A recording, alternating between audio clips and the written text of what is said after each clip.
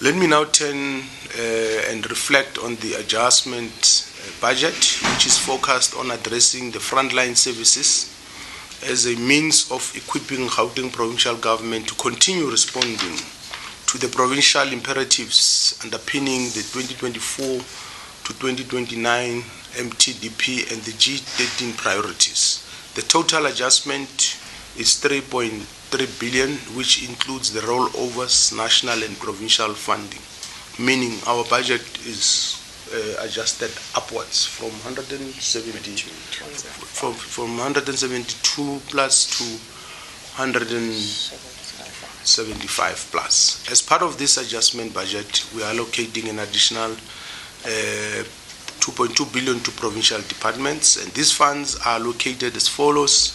The Office of the Premier will receive an additional amount of 43.9 million, of which 40.8 million goes towards honoring outstanding claims from the Life Asset Many mental health users projects, and the 2.8 million for the filling of critical posts.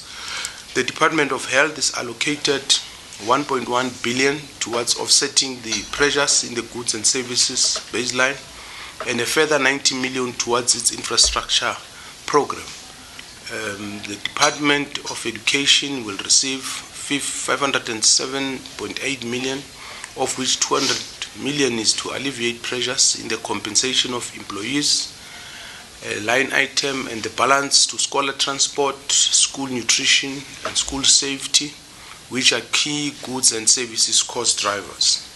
The Department of Social Development is allocated 103.9 million, of which 3.5 million is for 35.5 million for augmenting infrastructure program allocation, and the balance towards goods and services items exhibiting pressure. The Department of Community Safety is allocated 92.6 million to alleviate pressures facing various items under goods and services.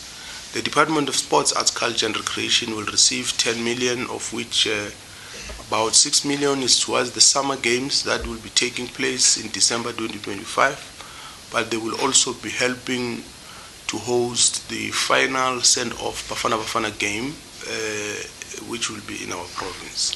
These initiatives keeps communities constructively engaged and active in various ways during the festive season. A total of 3 million will be allocated towards goods and services and 1 million for the compensation of employees.